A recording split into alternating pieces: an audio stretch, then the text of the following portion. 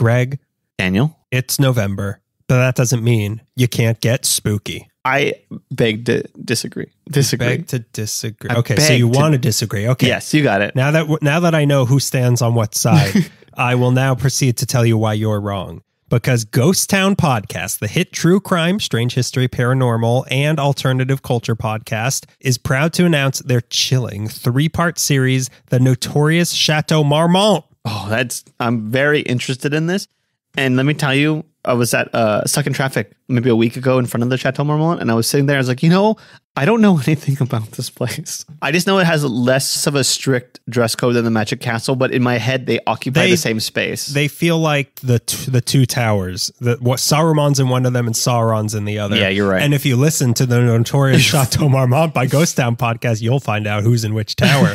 They cover the hotel's dark history, including interviews with experts that know it best, and it all culminates with a seance at the hotel, conjuring some of Hollywood's most iconic and infamous residents. You can find Ghost Town wherever you listen to podcasts or go to ghosttownpod.com. So this is a 3-part series. Part 1, The Castle on the Hill. Part 2, Marmontophilia. And Part 3, Hollywood Ghosts. I think I just held up 5 fingers. Yeah, you held up 5 fingers. I was counting on my toes. These are all out now. They came out leading up to Halloween, and they are all now out. So listen to The Notorious Chateau Marmont, brought to you by Ghost Town Podcast, and where you get your podcast. And now it's time for the spookiest episode of LA Meekly, the November episode. Oh no! Oh.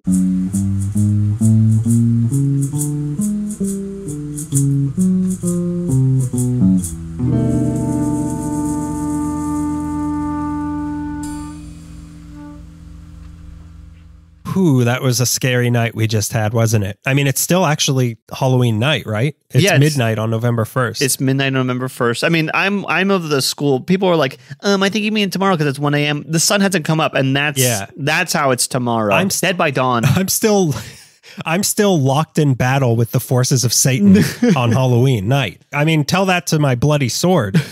I call it Sting. It's another Lord. That's the second Lord of the Ring thing that we've got going. And it can do it all night. That's a Sting joke. And this Sting can be inside of an orc for up to 8 hours. Hi.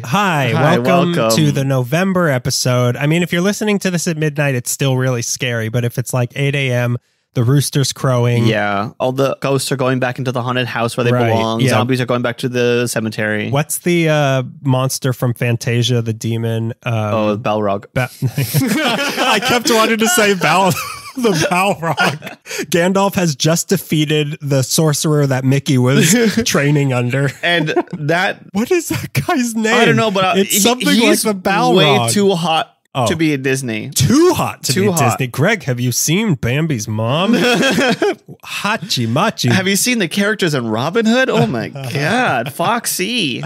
Oh my God. What's he doing? No, he pressed his cute little nose against my ankle. Yeah. And then for a second, I'm like, wait, where is he? As he was doing that, hoping that he was underneath me before. Well, the Jersey Devil has a cute little nose too.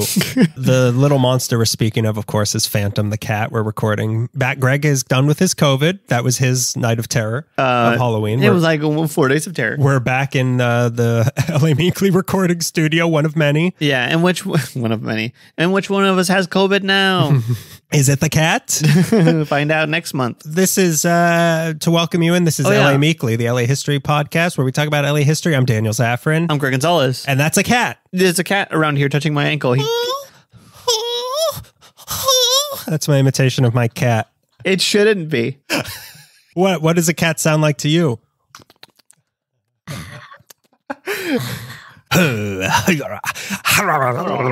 That's my impression of a cat. So to get you out of the spooky season, before we start with anything, let's welcome in our newest patron. Oh, yes, please. That we have. I love when we get one every single month. So everybody, if we could just get one new patron every single month, I'd be a little disappointed.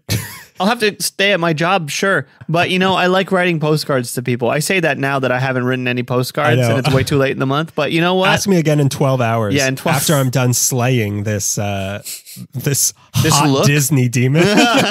What is his name? It's Can something. we look it up? Yeah, look up his name because that's what's happening as you listen to it. He's going back into the mountain and curling back up. The forces of good, aka Jesus, have just come and vanquished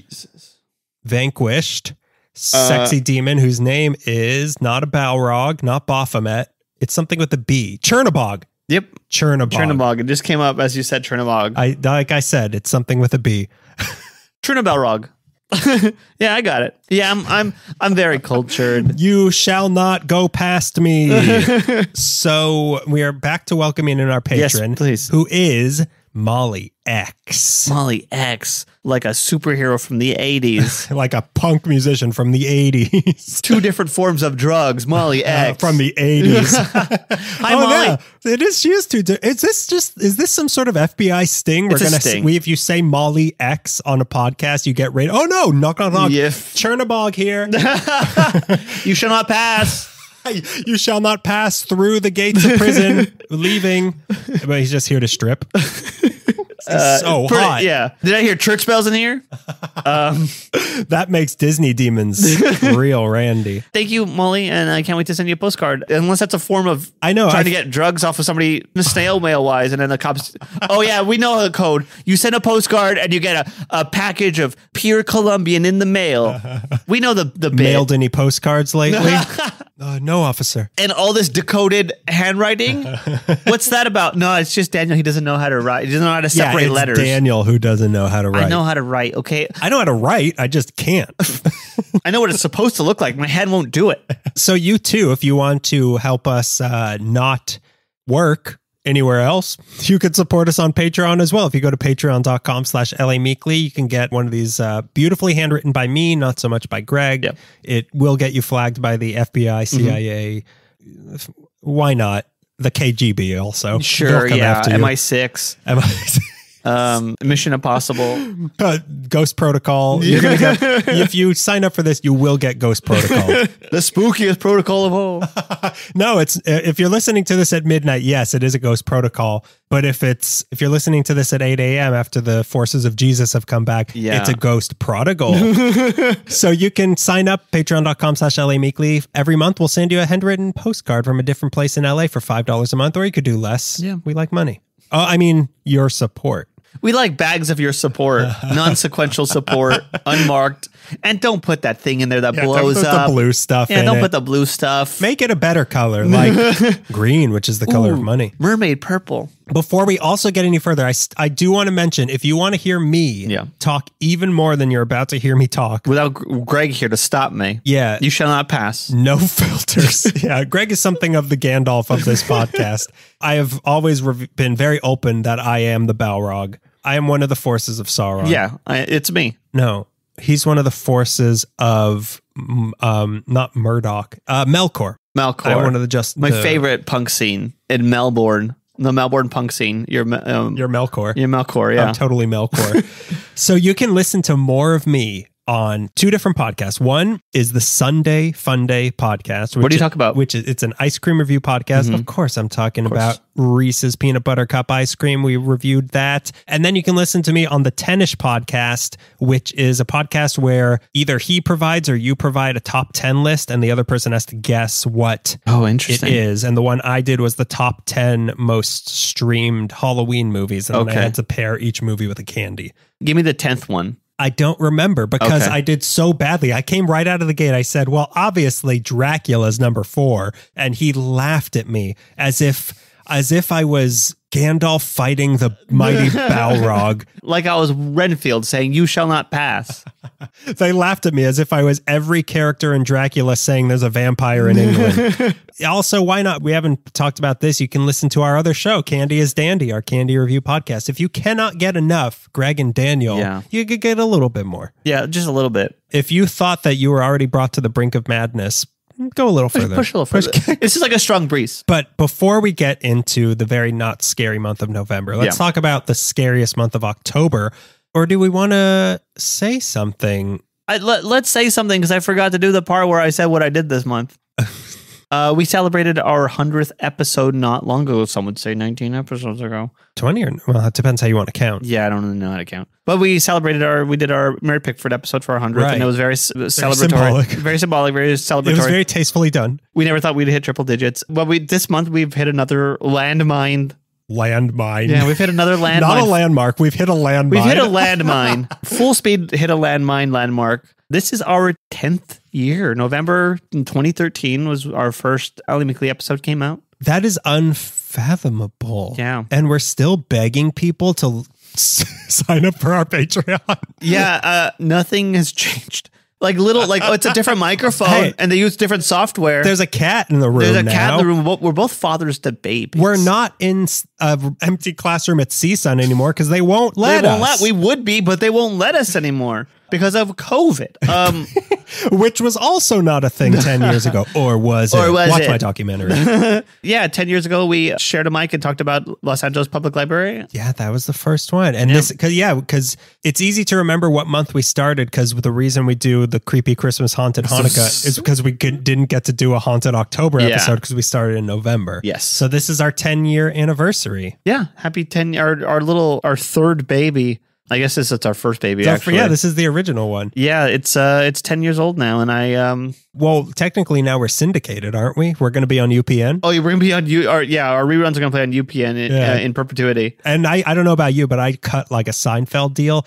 I got like 500 million. What'd you get? We're not supposed to talk about, the man doesn't want us to compare how much money we got so they can keep us down. But how many millions did you get? I got... How many half a billions did you get? I'm still trying to figure out the decimal. So there's a number and then a little dot and then there's 2 zeros. And I'm like... I'm doing pretty good. No, yeah, like 3 numbers. You must be doing it in the British sense where they use commas as periods. Yeah. There's like a slash or something in there. Yeah, and a lot of there's like a number, like a little number and a straight line, and then a number underneath it, like a big number underneath it. Yeah. That's what they're paying me on. That's a lot of numbers. The more numbers, the better. Yeah. 0.02 over 100, whatever that is, that's great. So we're rolling in it, yeah, but we could always use a little bit more on Patreon. But come on, yeah, 10 years. 10 years ago we started this, and it's well, at the end we have a listener question where I'll talk about it a little bit more. But I missed the intros. We do not have the time at all to do that. Mm-hmm. But I was thinking about it the other day. I was thinking about the candy one where we made a candy monster, a candy god. Yeah, because. Bit of Honey came up, and I was thinking, I am the alpha, I am the omega, I am a bit of honey. And that if there's one thing that will be in my mind when I die, it will be, I am the alpha, I am the omega. And that's how you become Chernobog when you die. You're already spelling out what your epitaph is going to be. So no spoilers. Husband, father, bit o honey, bit o husband, bit o father.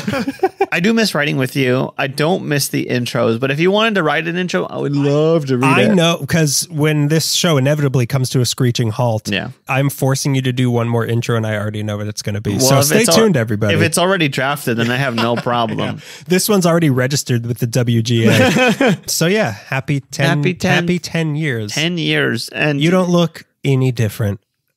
Because I've never looked at you. This is the first time I've glanced at you. Your microphone pop guard looks just the same as the one we didn't have at the beginning. Would you listen to episode 1 again? I don't think I could do it. No, I don't think I could do it either. I terrified of it. I feel like I've heard snippets of it, and like our voices are like, "Hey, everybody, we're here," and the audio's awful. Mm-hmm. I just can't even imagine how different and bad it is. No, I feel like people are meeting me and finding out I have a podcast, which is against my will. And they're like, I'm going to go all the way back to the beginning and start. Please don't do that. Yeah, but I think most podcasts would tell you don't start at the beginning. And listen to them. For the love of God, heed the warning. Unless your whole thing is like, I like the progression. We did. Oh, you'll see a progression. It's kind of a lateral move, but... Yeah, the progression. We moved forward like a crab.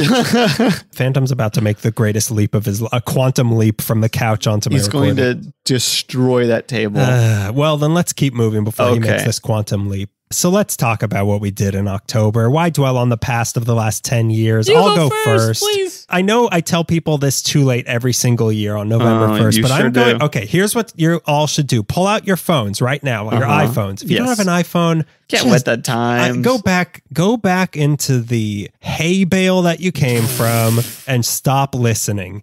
Take out your iPhone and say to your Siri right now, hey Siri. I hope everybody's phone activated. Yeah. Remind me on October 15th, 2024 to look up when I can go to Rotten Apple in Burbank. Because I was telling you about this before. If you're going to just go to one like Halloween homemade maze, go to that one. It's in Burbank. I don't know who these people are. Maybe they're listening. I don't know who these people are. Oh my God, he made the quantum leap. Of course he did. They build basically an entire second house on their front lawn as the maze. And they've been doing this for, I think, 20 years. So this is their 20th anniversary. Happy 20 to you. But the one this year was movie related. And I was telling you to go.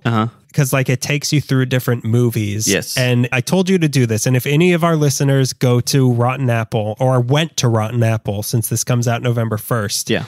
When you got into the room with Beetlejuice and he tells you to say his name 3 times, if you did he give you a Zagnut? I need to know because I was too afraid to say his name 3 times. And if he gave you a Zagnut, I'm going to that house today, November 1st, and demanding a Zagnut because that is the biggest mistake I ever made.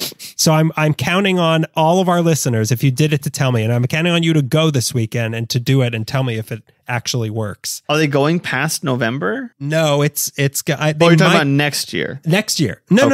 If anyone went, I want you to go. Right. We're recording this before Halloween. Surprise. But if you end up going to this, I want you to do it and tell me. And if any of our listeners have gone this past year, do it and tell me. But I'm telling you, hey Siri, set a reminder for October 15th, 2024 to go to Rotten Apple in Burbank and thank Daniel. Thank you. That's what I did in the past month. He's eating foam. Okay. All right, I am curious because I also would be scared to say his name 3 times because I've seen the movie. And he's up to no good in the movie. And like, even if it's just like... He'd make me go to girls, girls, girls. Yeah, he would just like gyrate at me and I'd be traumatized. So like, yeah, I get why you didn't say his name 3 times. He'd sick Alec Baldwin on me. What's that line from Arrested Development when George Michael's asking Job if Franklin's going to be at a party and Job's like, see, all the kids love Franklin. He's like, no, I don't want him to point out my cracker ass in front of Anne is how I feel you reacted when you saw Beetlejuice. Like, please don't make fun of me in front of Melissa. If I activate Beetlejuice, you're just going to make fun of me. So you know what? Keep your Zagnut. How can I compete with the ghost with the most? Me, the beast with the least. Painful. So if anyone, please tell me. Yeah. Those who were brave enough, tell me. But it was still fun, even though I didn't get a Zagnut, which is how I end most of my reviews of things. Yeah, it's pretty sad. Yeah, if you look on my Yelp account, 3-paragraph long review. It was pretty good, even though I didn't get a Zagnut. Now, what did you do in the last month? We had a solar eclipse this month, right? Yeah, solar eclipse. An annular solar. An angular. Me and Ada and Ringo went to Glendale Public Library, had a sort of eclipse party at 7:30 or 8:30 in the morning, and they had mats and snacks and all this information. I loved it. And which Matt Zombo? Yeah, Matt Zombo. He was there. My middle school bully. Yeah, he let me sit on him. It's a new thing he's into, and he's very progressive. And you know what? I kind of get why he picked on you now, and I'm kind of on his side. The bully has become the bully. But sitting there, with families all around me and in like the lawn of a public library, I really got that feeling that you get in small towns when you find everyone in town. Yeah, we're unveiling a new bell. Yeah, There's exactly. a new stop sign. Yeah, we repainted the gazebo. Old man Emery's gazebo.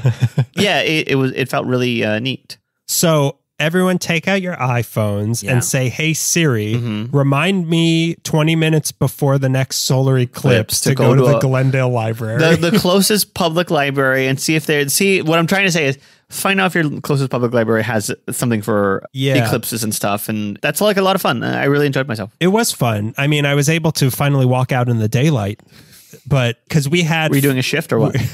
We had... Did you put your hours in? Yeah, my hours of sucking blood. Yeah. I was sucking down blood. We had those solar eclipse glasses. Yeah. that we got from a different library. And we were outside the building here, and everyone was walking by like, is there a solar eclipse happening? And they all were like, can I borrow your glasses? And we had to, and that's why. Are you Galileo? Are you trying to tell me the Earth doesn't revolve around the sun? Does the Pope know about this? So I now have pink eye, and I also stared at the sun, so I'm blind with pink eye. But yeah, it was fun. It was sort of a community. I've always wanted to go to one of the star parties at like the Griffith Observatory. Mars parking ahead, yeah.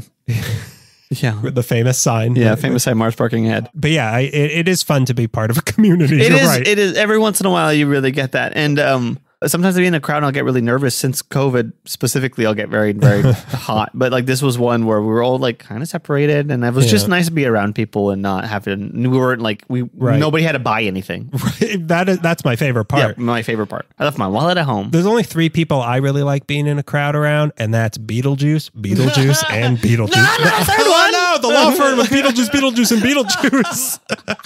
Okay, so let's get into November. It's enough of this spooky eclipses and Beetlejuice, which is also a star in many ways. So let's explain this episode for November, because this is one I've been thinking about, and also people have wanted us to do this for a while. So since it's November and we are going to spend all of our money shopping for gifts for people this month and next, I thought it would be good to talk about malls, places that we are going to be spending a lot of time in the next few weeks. Yes, unfortunately, very true. Sbarro, hot dog on a stick, Philly's Big Cheesesteak or whatever, Panda Express. I think there's some Mongolian food. Panda Express. Did you say that already? Sbarro Express. Panda Sbarro. Claire's now has food. You get to eat the little pieces of the ear that they puncture out when they pierce your ear. That's technically a restaurant. They deep fry them. It's deep fried cartilage. It's good. The free sample you get at C's Candy. The free coffee samples you get at World Market. These are things in the mall.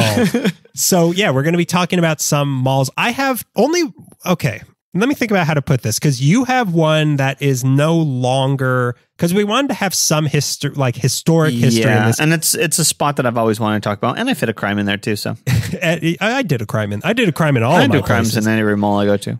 Do you see how many samples I get at C's Candy? Technically, it's a crime. It's a felony, yeah. But I did one that has a lot of history, but is sort of a different type of mall. Yeah. But it is still a mall I will fight to the death. One is a very popular current mall, and one is a very popular old mall that no longer, well, it does exist, but it's a shadow. It's a annular eclipse of its former self. It is, because I grew up in that area, and that was like the mall to go to on our side of town. Oh, wait. Which one are you? Are you talking about? Which one are you talking about? I'm talking about the one near I live, near where I live. Because I was talking about the one near where I live. Oh wow, look at that. Okay, we'll get to it when we get to it. There's a clear winner between our two, I guess, and it's you. Well, I mean, like, take the victory. That used to be a big mall, and then another mall opened right across the street, and like split the difference. Yes, it did. Which is also, let's stop talking in metaphors that nobody knows what we're talking about. So I'm going to start with 2 of mine that are kind of short. Okay. The first one, Galleria. How about Guyria? How about Theoria? How about Diarrhea? I'm choosing as my first one, the one that is closer to you, the one you were talking about, the venerable, the iconic, the Glendale Galleria. Glendale Galleria. Have you... the best alliterative name for a shopping center. That is pretty good. Yeah. Not as good as the Sherman Oaks Fashion Square. Sherman Oaks Galleria. Rodeo Drive. Glendale Galleria was the big mall. It's like the local one was Eagle Rock Plaza, which was a little like easier to get around at the time. But like we have Christmas shopping to do. We have to go to like a nice department store. We would go to Glendale Galleria, and that was like the big mall. And then the Americana opened. Americaca opened up. That's pretty funny. I never called it that before. The Americaca opened up across the street, and they moved the poor Italian village out. Giuseppe, he used to make bread here, and now it's an Apple store. Well, I always thought that's where the original Eiffel Tower was, and all of those stores pushed up from the core of the earth and brought it up a layer. And it's not leaning anymore. Is that the right one? The Eiffel Tower leans? The Leaning Tower of Eiffel. I fall. That's what it means in French. I fell and I can't get up. I fell tower. I can't get up tower. We've got all sorts of fun wordplay we can do with the Americana. The Americaca. The Americaca. Sorry, as it used to be called in the old country, the Americaca. So my mall growing up was the Northridge Mall. Oh, right. Northridge. I guess it's the Northridge Fashion Center technically, but that was my mall. But I don't think there's any history in that mall other than the time that I got money for watching an advanced screening of Tristan and Isolde. Oh, cool. And being the focus group. And I got like $10 for watching it and saying it stinks. It stinks. I'm 14. Why are you 14. I this? saw The Critic this week. It stinks. It stinks. So take James Franco out of everything. So yeah, that was my mall. But this place, the Glendale Galleria, I had actually never been to until last week. I went there for research. Oh wow, really? Because I wanted to see. You walked the beat. I put on my uniform, which is John Travolta's suit from Saturday Night Fever, and I walked around. Yeah. I'll get into it, but it's a bustling mall. Yeah. Like this mall is thriving. Oh, I didn't know that. I didn't. Could have fooled me. Could have fooled me. Could have fooled me. I'm down at the Americaca at the American Girl Store, the Americana Girl Store.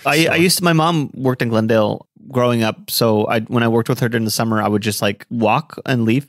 And I would just walk around the Glendale Galleria. I'd hitchhike over to the... Yeah, exactly. So Glendale Galleria, I know like the back of my hand, or at least like, like the back of my hand. Oh, I thought you said the Mac man. I know like the back of my hand, if the back of my hand was continually changing stores and locations.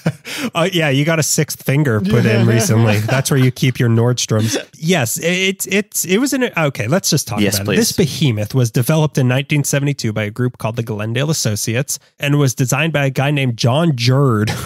Everybody involved with this has an alliterative name. So he based the design of the Glendale Galleria on an essay written by Ray Bradbury on how great downtown LA used to be as a shopping and cultural hub. Wow, really? So his rosy-eyed descriptions and slightly overrated, were incorporated into the design of this place to make it into a thriving place of commerce and also community by trying to incorporate how downtown LA used to be into the layout of the Glendale Galleria. Okay. So that was the idea, to make it like a shopping district more than just a mall where people run in. I gotta get some Adidas. I gotta get a Who Farted shirt from Spencer's Gift and get out of here. I gotta get grandma needs it, like a wiggling finger at Spencer's or something that I don't understand because I'm 10. I just thought it was neat, and then my mom yelled at me, but then she kept it. I gotta get pants that zip off into shorts at Pacific Sunwear and get the hell out of here. They wanted you to linger at the Pacific Sunwear and the Spencer's Gift. Because at the end of the day, isn't life just a Spencer's Gift? You thought you were in a PacSun, but you're actually in a Spencer's Gift. Yeah, you just got to sit back in the Adirondack chairs in front of Abercrombie and Fitch and watch the Pacific sunset. But that was the idea, to make it more than just a shopping place, but a cultural, like a gathering place, a cultural hub. Did it work? Yes, it absolutely works. So this plan was for this place to be absolutely huge. So to prevent this from taking as long to build as that cathedral in Spain that I can't remember the name of, they decided to open it up in 2 phases. Construction started in 1973, and on October 14th, just a couple of weeks ago, 1976, phase 1 of the Glendale Galleria opened for business. And when it opened, it was anchored by 4 major department stores. You got Buffum's. Have you ever heard, stop me if you've heard this one. Have you heard of Buffum's? They had a restaurant part of it called Stuffum's. They also had a gym, ironically, also called Buffum's. They also had a car detailing place, ironically also called Buffum's. There was a wing dedicated to a TV show about a vampire slayer. Ironically. This might surprise you. So there was Buffum's, there was the Broadway. Okay. There was Orbox, which ironically had a whole section devoted to character actor Jerry Orbach. And then there was JCPenney. Okay. That's no joke. No jokes about Jesus Christ Penny. You mean the guy who vanquished, Chernobog. Yeah, Chernobog. So they had also 4,000 parking spots, which I feel like they still have 4,000 parking spots. All full. And everybody's fighting for every single one of them. 4,000 parking spots, 5,000 cars looking for a parking spot. So the second phase opened in September 1983 and was referred to as Galleria 2, which is when they got rid of Purgatory. Take that, JCPenney. So in this expansion, they added an entirely new wing and a Nordstrom. All right. Whoa, stepping up. My joke about your handstands. Handstands? Ham stams? And they also opened a Mervyn's. I remember a Mervyn's. My boyhood department store, Mervyn's. Please don't make me go to Mervyn's. Mom, can we please leave Mervyn's? I feel like I did most. Maybe I was in Mervyn's doing my shopping. Okay. I feel like JCPenney, Mervyn's. They got some good slack. They got some good. If I ever soiled my Oshkosh bagosh, I would go straight to Mervyn's. So once all was said and done, this place was 3 stories tall and covered 34.5 acres with 1.6 million square feet of retail space. Yeah. It had, and maybe still has, I'm not sure, it had its own police station and zip code and is currently the 4th largest mall in LA County, costing a total of $75 million to build. I thought you were going to say it had its own zip line.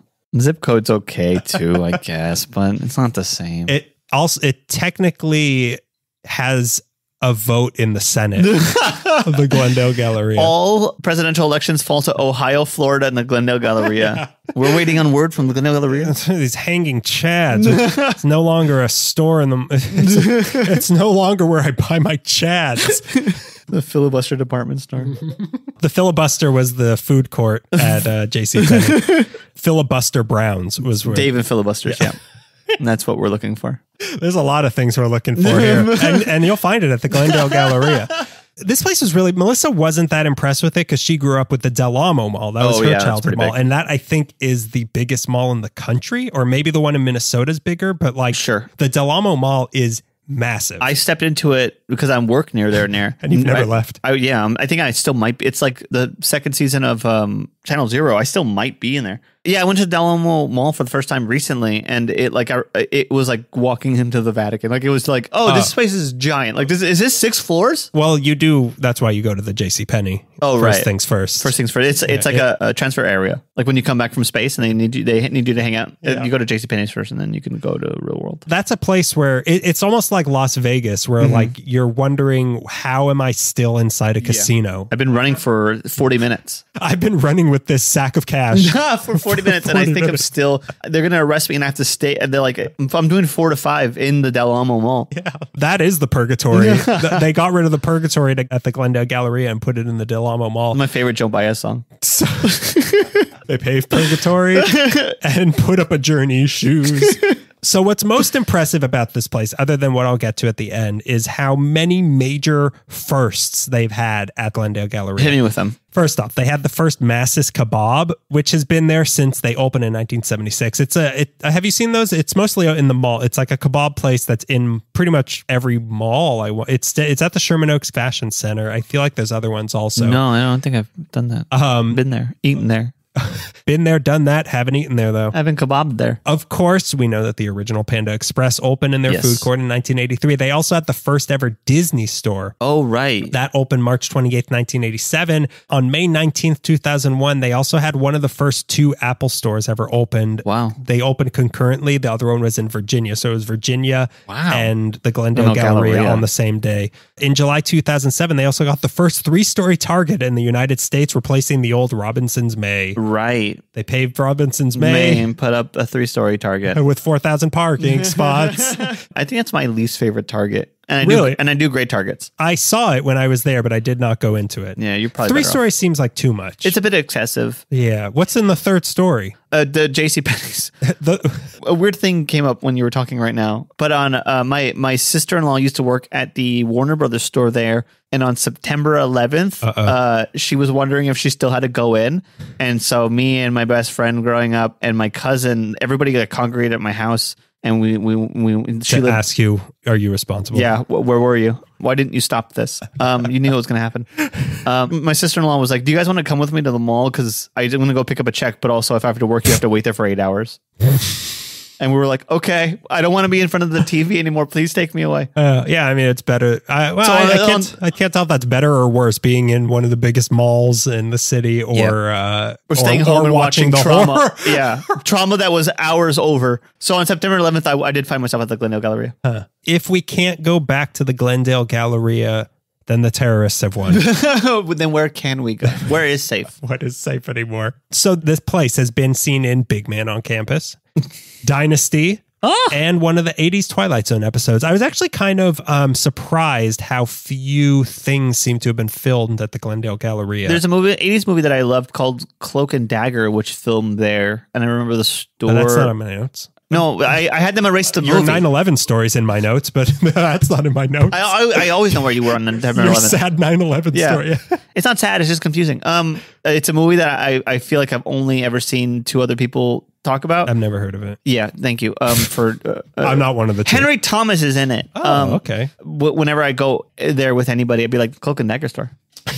It's a store from Cloak and Dagger. They shoot that guy. And everyone hates when you say that. The Glendale Galleria was sold in 2002 to General Growth Properties for $415 million. And orange people. Before that, it was owned by a group of owners made up of a company called J. Griffiths, not Griffith J. Griffiths, Cigna, and also the New York State Teachers Retirement System. What? I guess maybe I was thinking like, is that how they kept their pension fund by like profiting off the Glendale Galleria? Oh, maybe. I have no idea. It was renovated in 2012 for $57.5 million. And today they have the Partner to Empower program to help business owners of color to open up stores in the Glendale Galleria. But what's really most impressive, like I was saying about the Glendale Galleria, is how popular they still are today. Yeah. Like I couldn't believe, like in a world where most malls are either dead or dying, I was there and it was packed with people. And there were also not many empty storefronts. Yeah, like you'll see in a lot of malls. Like every single thing was a place. Yeah. And people were in them. People were shopping, actively shopping. You could give them money and they give you stuff. And they give you product and a little piece of paper that proves it. Yeah, a little piece of paper that I can show people. I'm going to return the gift that they got me. I'm going to bring this fake stud back to Hot Topic in 2 weeks. Yeah, I guess you're right. It is thriving. The times that I go, usually it's like dead hours.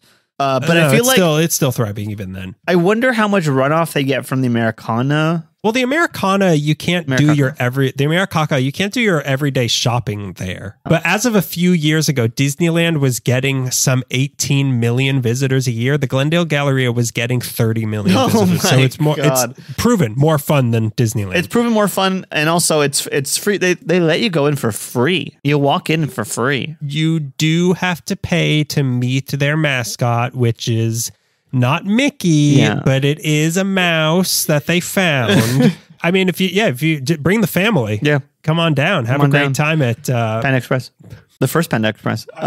Pirates of the Chanel Caribbean. I'm trying to think of the haunted Mervins, Lilo and Abercrombie and Fitch. Lilo and Abercrombie and Stitch. So a big part of this is that original design intention that they've maintained to today of making sure that they stay a communal place where people don't just go shop but gather. And the financial success of it is in a large part responsible for what Glendale has grown into today. Because before this, there was a huge retail void and the city kind of expanded around what the Galleria could provide. Yeah. And it became public knowledge that Ray Bradbury's essay was such a big influence on the success that was the Glendale Galleria. The designers of the Century City Mall went to Bradbury asking for advice on how to be as successful as the Glendale Galleria. Wow. And he looked at their plans and told them this will never be a good mall. Wow. And he gave them all these tips on how they could fix it and they ignored it. And when they opened, it was a total failure. And then a year later, they went back to Bradbury and begged for forgiveness and listened to all his advice this time. And that's how we got whatever it is that the Century City Mall is now. And that's the story of how we got the Century City Mall. Century City Mall, I've only been there a handful of times, but it looks like a level from the video game Dark Forces. Dork. It's a Star Wars game. Dork. Games. Dork alert. This guy must have been at GameStop when I was over at Dick's Sporting Goods. The only games I played were Dames. Your monster, your pig, your animal. The only video games I played were the sport video games because I'm cool. So So that's the Glendale Galleria. Cool. Let's move on to another Galleria of mine. Galleria. How about Guyarea? Oh my God. How about Theyarea? How about Diarrhea? I'm choosing as my second one the formerly venerable, the formerly iconic, the former and current, the once and future Sherman Oaks Galleria. Sherman Oaks Galleria. This is the one. Where is the Sherman Oaks Galleria? The Sherman Oaks Galleria is right off the 405. You know when you're driving on the 405 North and you see the former arc light? Yes. That is what was the former arc light was what once was the Sherman Oaks Galleria. Okay. That's good to know. We'll talk about it. It's still called the Sherman Oaks Galleria, but it is not the Sherman Oaks Galleria of lore. Right. It was where we saw Rogue One. That's where we saw Rogue One. That's that. So this certifiable cultural icon opened right at the dawn of the 1980s, 1980.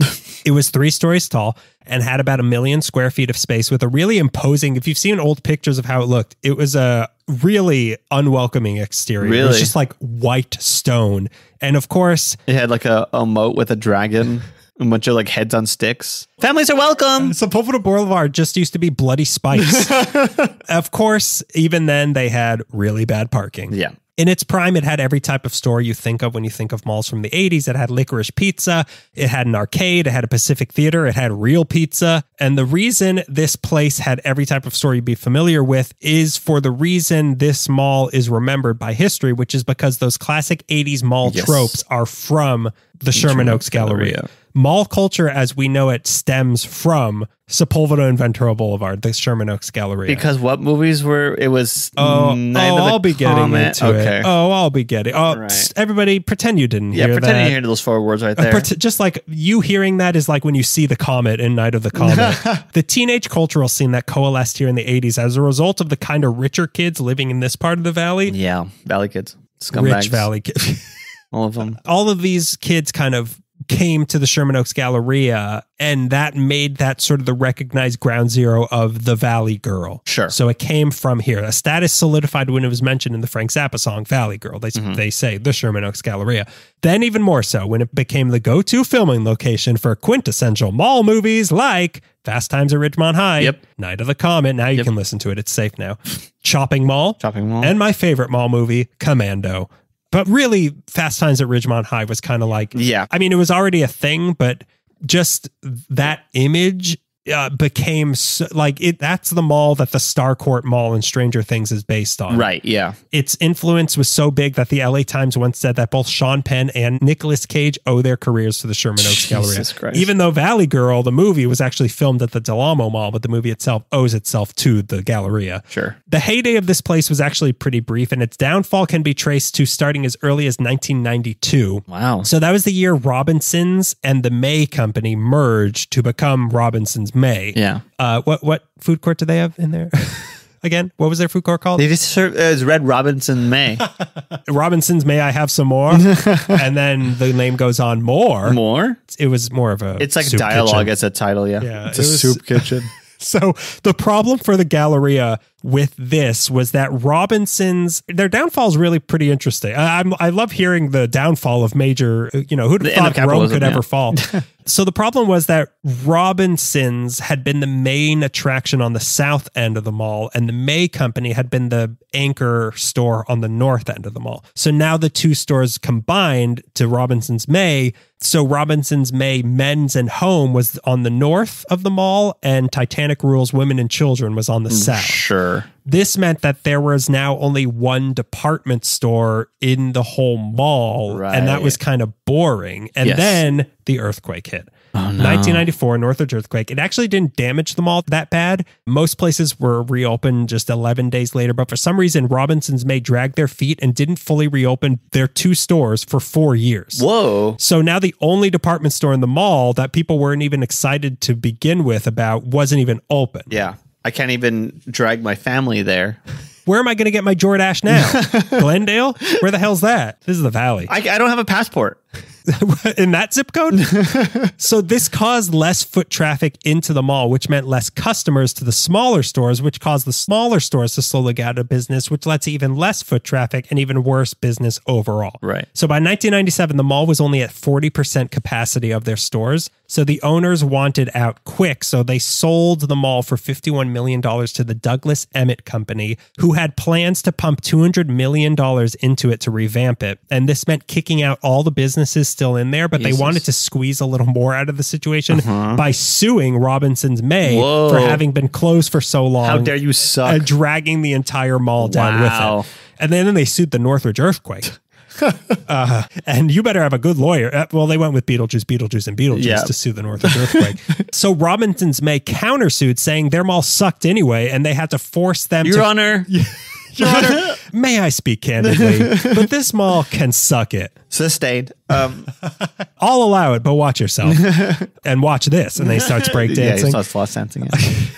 Way ahead of his time. So they sued, saying that they forced them to pump more money into reopening their 2 stores, only to have them now close everything. Oh my God. So this battle for the ages was eventually settled in 1999. And on April Fool's Day of that year, Robinson's May finally left and the Sherman Oaks Galleria was dead. Wow. Stake in the heart dead on April Fool's Day. I know. But it's coming back April 2nd, right? And everyone's like waiting to go in, right? This will be my daughter's birthday. The new plan here was to turn it into what they called a lifestyle center. It was going to be the cultural hub. It was more of a cult. It was a Scientology building. The arrogance sometimes are like, this is going to be a cultural center. This is going to be a cultural phenomenon. Yeah. This is a mall that's going to go viral. Like in Chopping Mall. It was going to be the cultural hub of the valley and be open 24 hours. Oh my God. It would be more accessible and people were going to love it. What ended up happening was they demolished the entire building and built what they have here today. The modern Sherman Oaks Galleria opened in 2002 and is pretty small, mostly outdoor mall with only 30% of it being retail, and it's mostly just offices. Yeah, and it's also next to the craziest freeway you've ever seen. Yeah, well, that's the best part. That a car can come flying into the movie theater at any second. Yeah.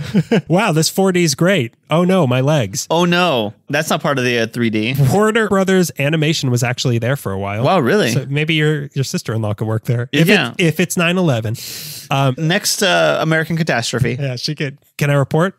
Can I still pick up a paycheck? So the thing is, it seems like they pretty much built what they intended to. The problem was that it sucks and they're stupid. And people didn't. What sci-fi writer did you go to? Asimov? Coons? Who'd you go to for this mall? We got all of our ideas from Philip K. Dick. He wrote it on the wall in his own excrement.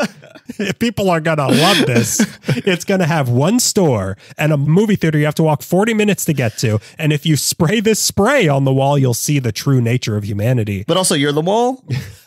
And when you go in, you do have to take the Voight-Kampff test. So people just didn't really care that it was opening it. Like the local businesses surrounding the place were afraid that it would draw away business in the immediate area. Yeah. And if you look at what's immediately around it, it kind of did. Like it's kind of a wasteland. I love spending my money at the 405. Yeah, it is a wasteland because everything else is on the block you can walk to, but going to the mall. It's kind of a drag. I realized why this place sucks. It has, you can picture it, right? Picture this. Mm-hmm. It has that grand main entrance on Ventura and Sepulveda, where it's like a fountain and these steps.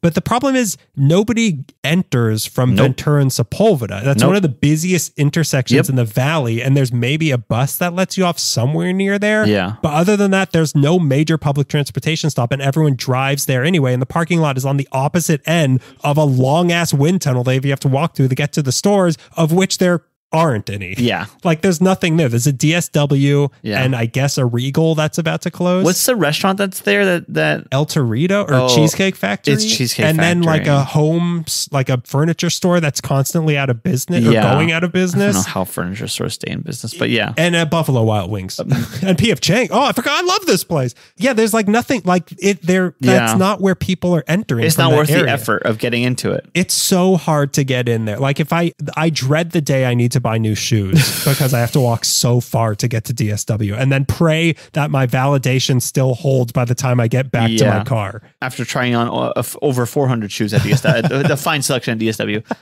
The side you're talking about with the fountain, it is the way you'd want a mall to look and the entrance. And you're right. When you go on the opposite end to park your car, it's so desolate. Like it's just like the wall of the freeway. So it's an alley and it's windy. Yeah. But I mean, maybe if the light rail gets built, it'll give the Sherman Oaks Galleria a second golden age. But by that point, the only thing people will be shopping here for is anti-sentient AI weaponry, which is totally not bodacious. Yeah, it's just kind of a like what a misunderstanding of like how people would be using this mall. It's really unfortunate. I wish it was a cool mall. Yeah. I wish it was our Galleria, Glendale Galleria. Thank you.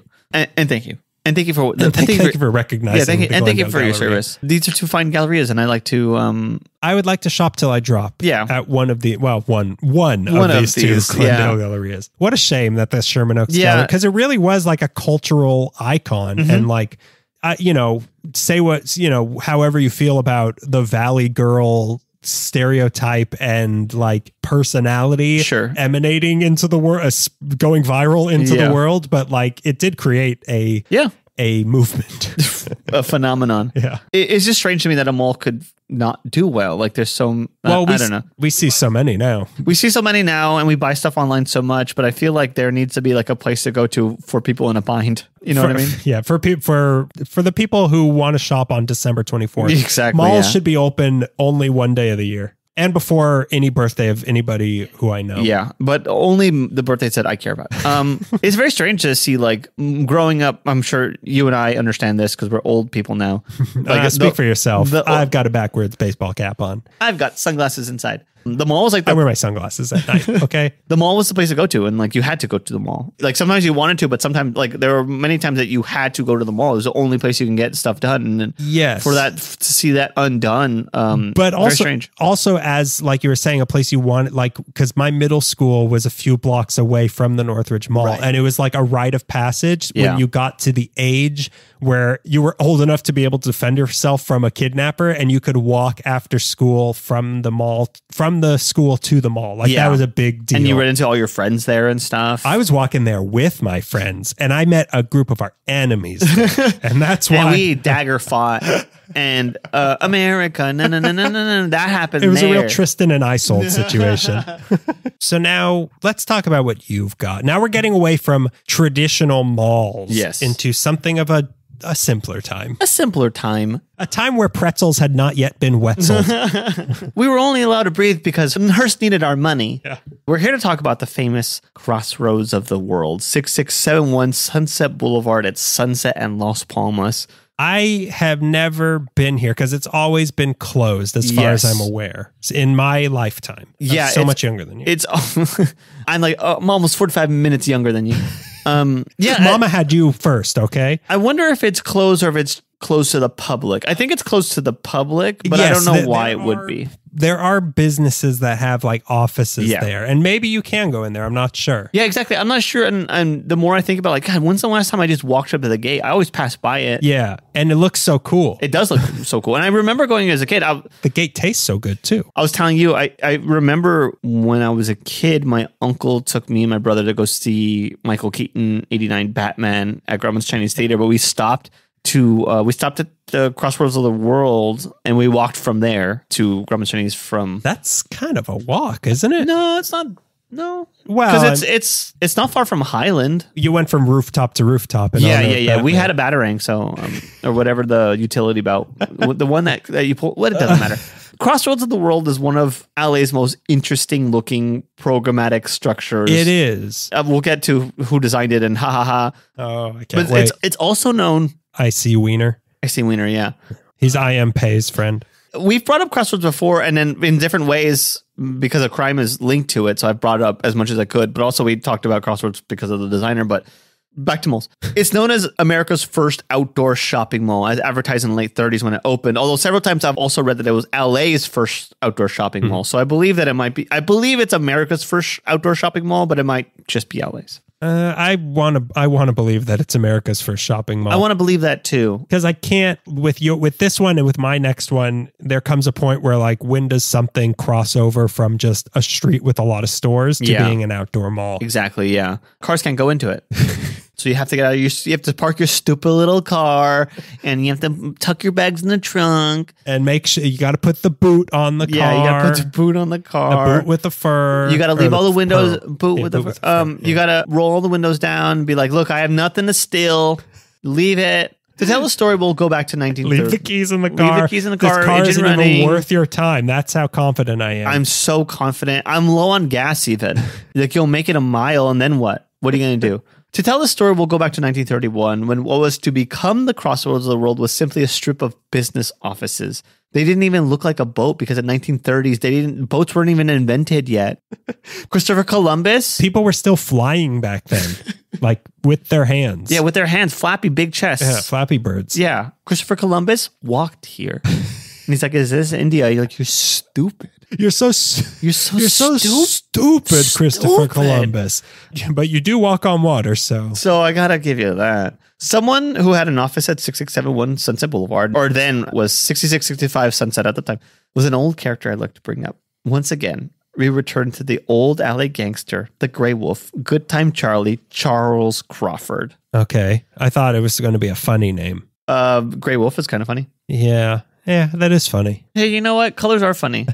Owner of the Maple Bar, also known as the Maple Cafe and Saloon, one of the many establishments that claim to have the longest bar. Okay, here we go. And also claim to have, it's one of those places that was like gambling out back and brothel upstairs. Like, it's a bar, wink. It's a prohibition mullet. Yeah, it's a corruption. It's a vice mullet.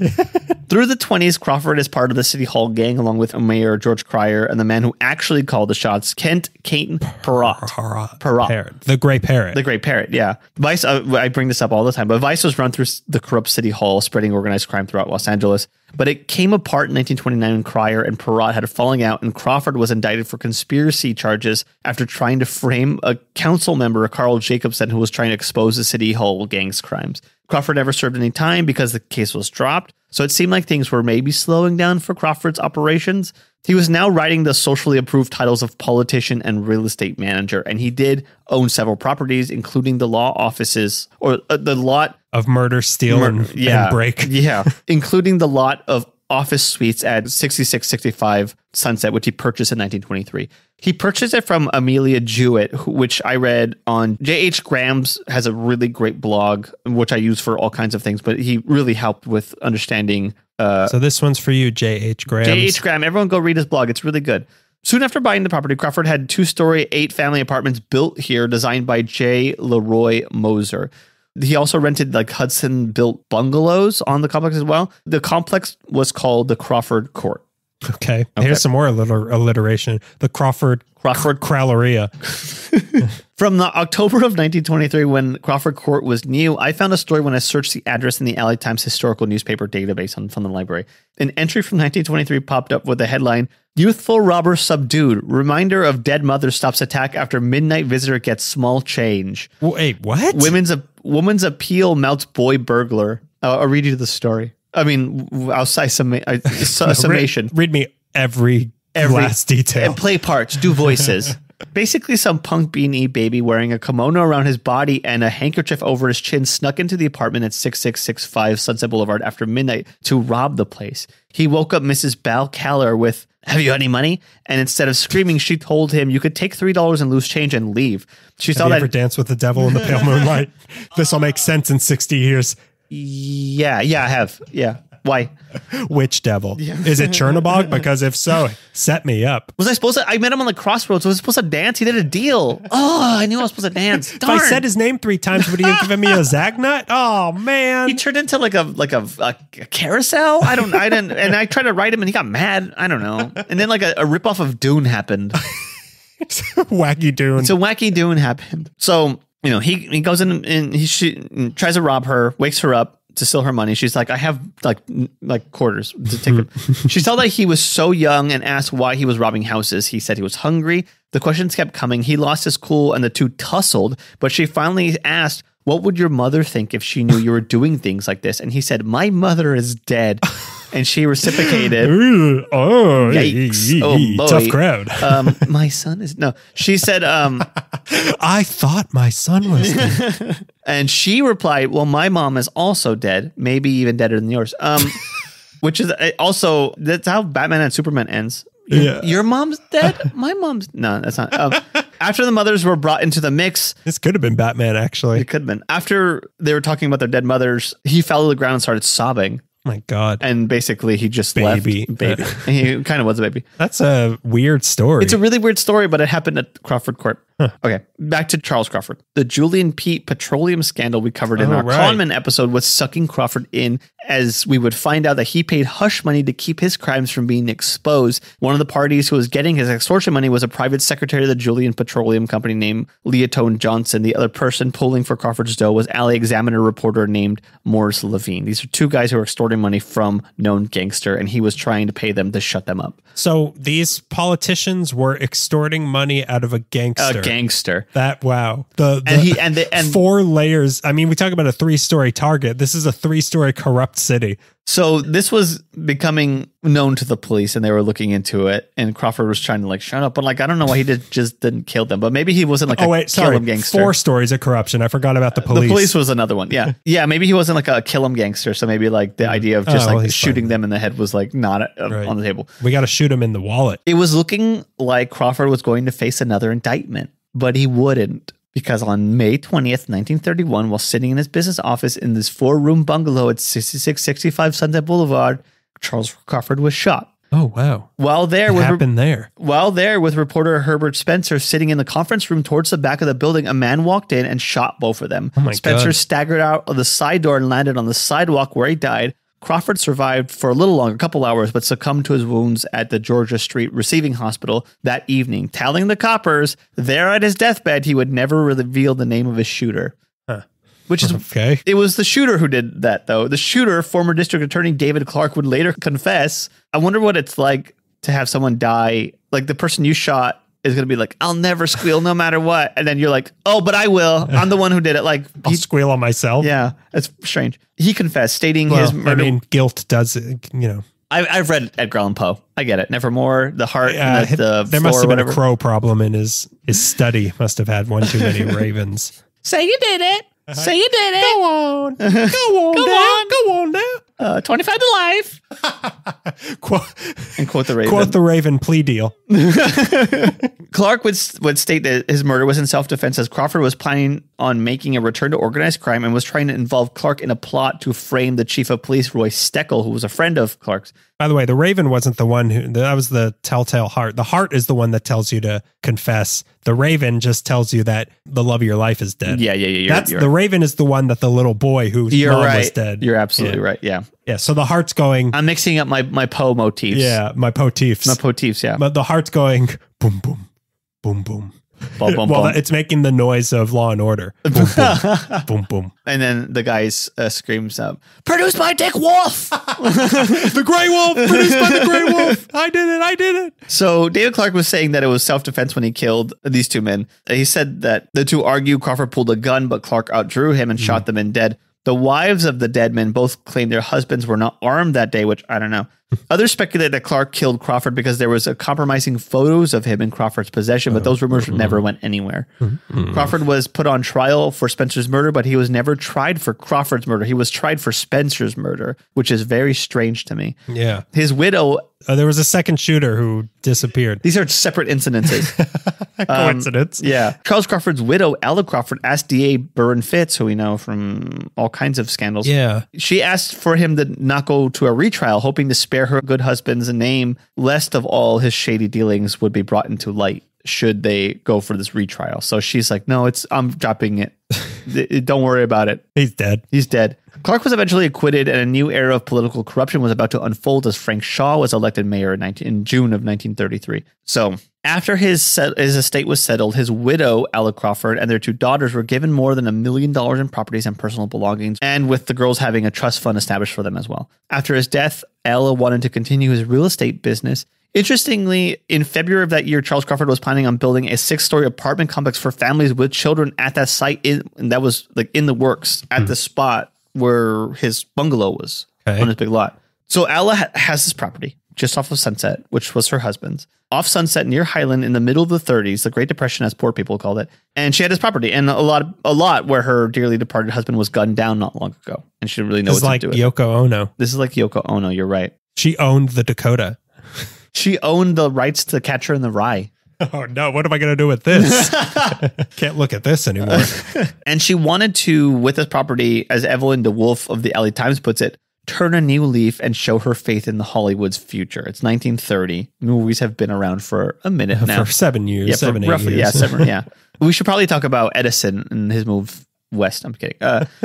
So she wanted to take It all starts with in the caves of Africa.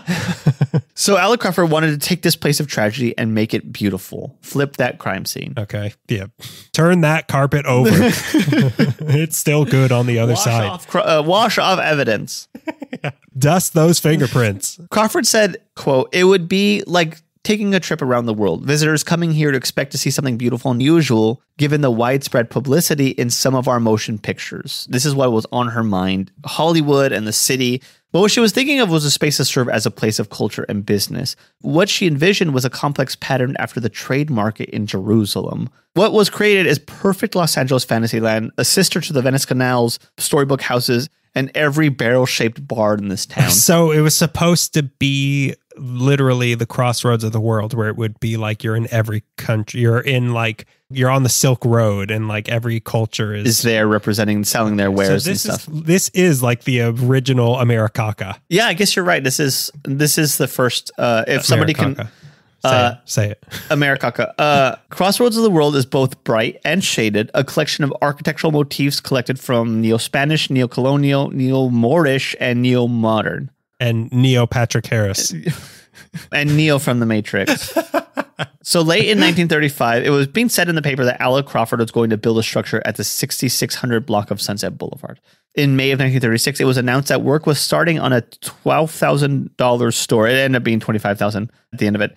Store and office building at the address for Alec Crawford, and the architect would be Robert V. Dara. Do you remember what he built? Something dumb. Robert V. Dara, we talked about before, the streamlined programmatic architect and designer who would go on to a few years later design the Coca-Cola cruise liner in downtown LA. We discussed on our soda episode. Right.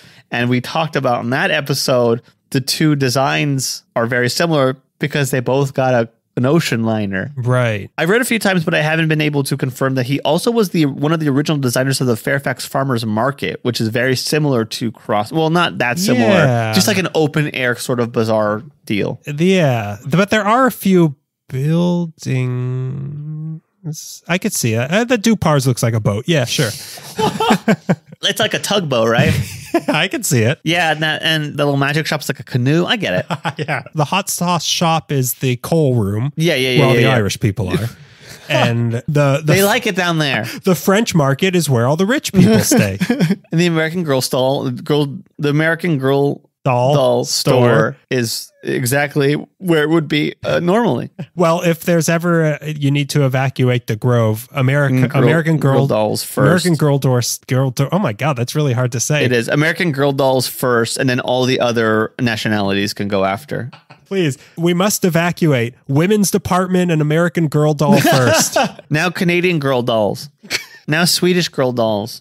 Most of the structures there were built for Crossroads New since the lot was demolished to make way for the mall. But the two-story Crawford Court structure was rebuilt and converted from residential to commercial. That's not where he was shot, though. Some of the existing structures were moved to other parts of the city. The little bungalow where he was shot is now on Wilshire, I think, in Culver City, which is strange. What? Yeah. One aspect of the outdoor bazaar they were planning would be that it would have a second floor to offer more available spaces for renters to sell items from. That was kind of a big deal, like a mall with two. It was the 30s, so like a second store to keep shopping was was a big deal. I don't have to go drive 4 miles away to go get shoes. Yeah, but you got to go upstairs. Oh, never mind. In this economy? Do you have one of those boxes with a string that pulls you up? It doesn't have a word yet because I haven't invented it yet. The lot itself was quite large, deceptively so. It's 2.5 acres, 100,000 square feet altogether. Dara would tackle the design of the shopping center with two themes in mind. Firstly, a ship. Clearly, the Coca-Cola plant was on his mind. But more accurately, the romantic travel themes of the Coca-Cola, which stands for Sip Slurp. So, yeah, he was thinking about ships, but so was everybody because romantic travel themes was a big part of the 30s. Was Queen Mary coming to town around then? I can't remember. Yeah. Or was that later? She was built already, but she was about to. She was about to go. Not much longer. She would be active in duty. She would have to enlist. Right, so she was shipping people around. Ship in people around. Her bosom. The rump on that boat. Aye, matey. What I wouldn't give to sail the seven seas upon her. Oh no, it's the queen's time of the month. I don't even know what that means. I just had to say it. My brain thought of it and it had to come out, and I'm ashamed and I don't like myself very much. I love to see her. I hate to see her dock, but I love to see her set sail.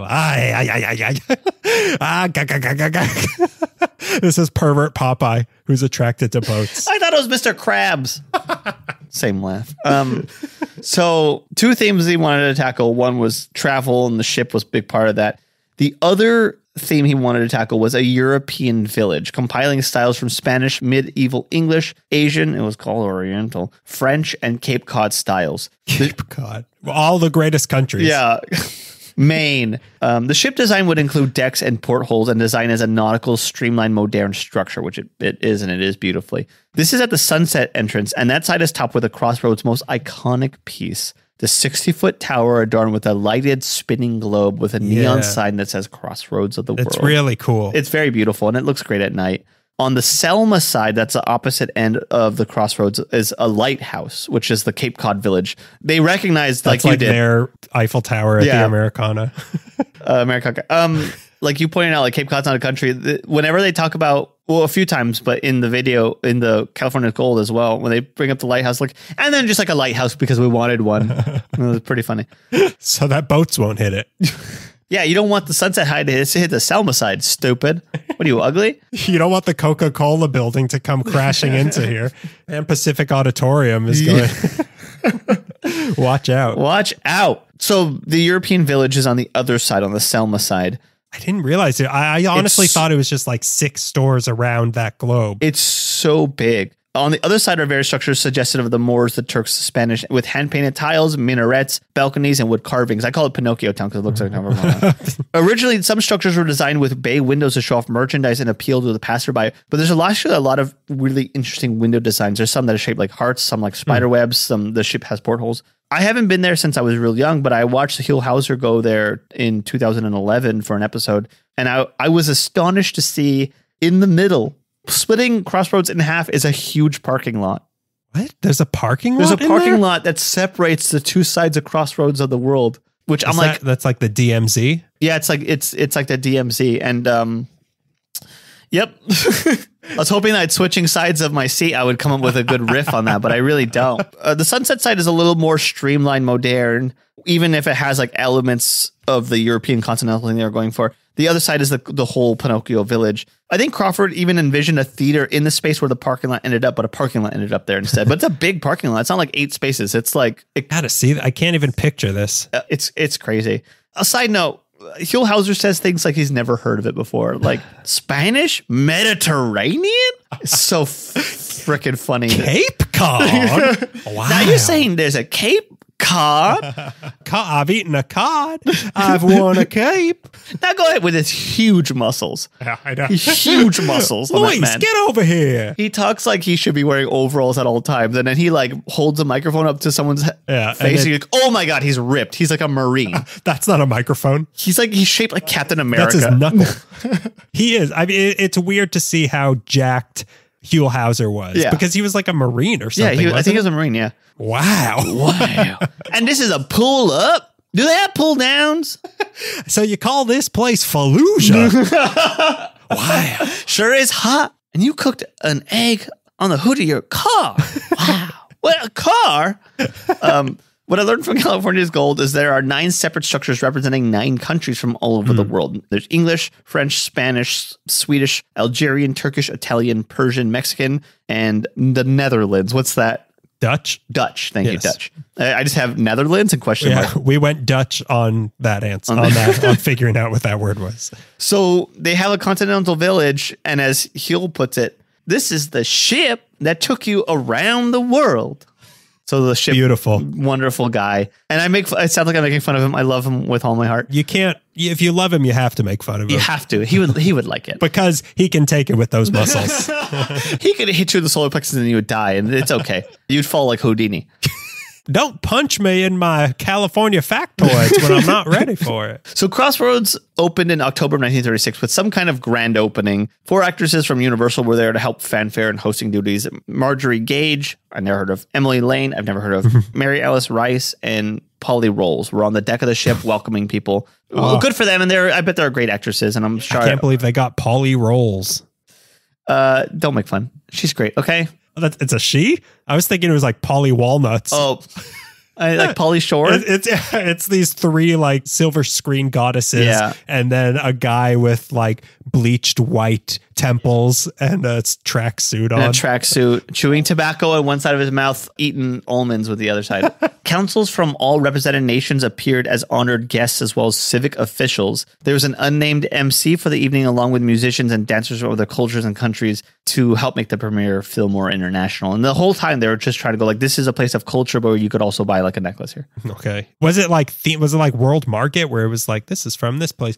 Or was it just like, this place looks like you're shopping in a mosque and they're just selling like cowboy hats? Yeah, you pretty much nailed it, almost specifically.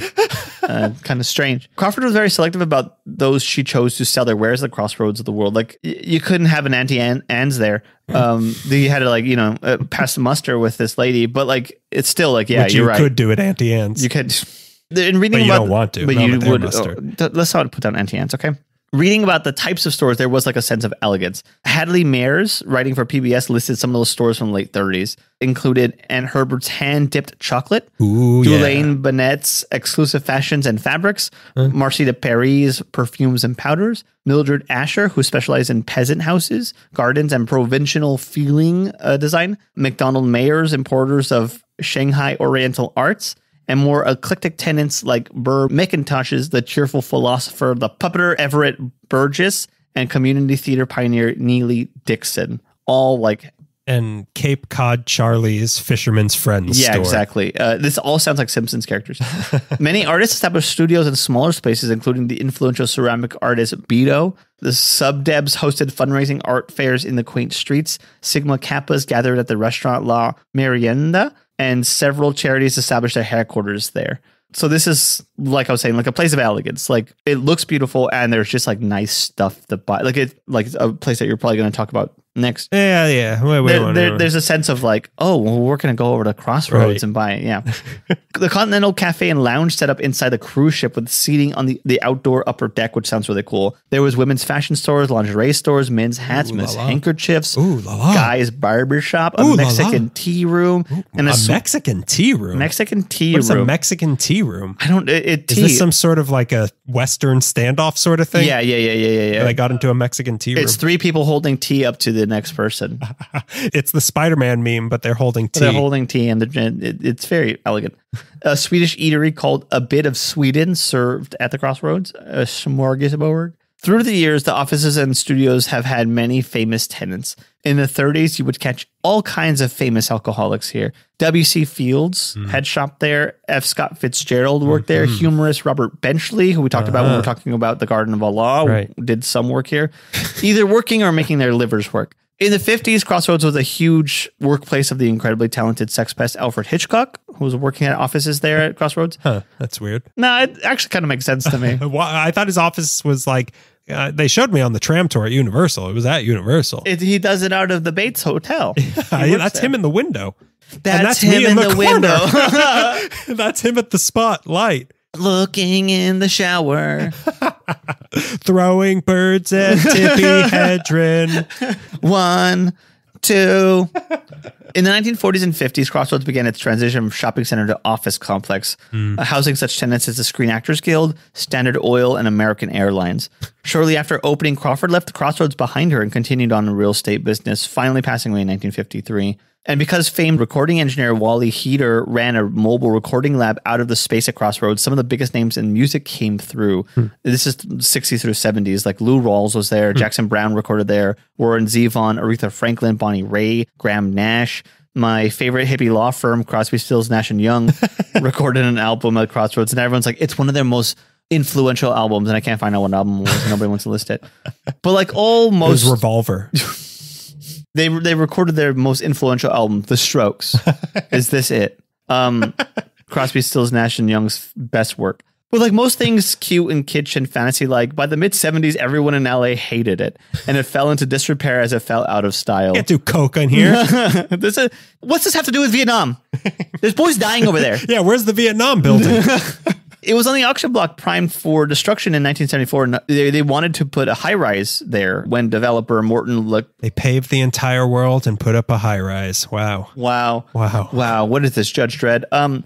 Developer Morton Lacretz bought it in 1977 and preserved it, saved it from the auction block and preserved it. He spent most of his years breathing life back into Crossroads, restoring as much of the wear and tear as he could, even like uncovering painted over decorative tiles that uncultured idiots painted over, which is crazy to me.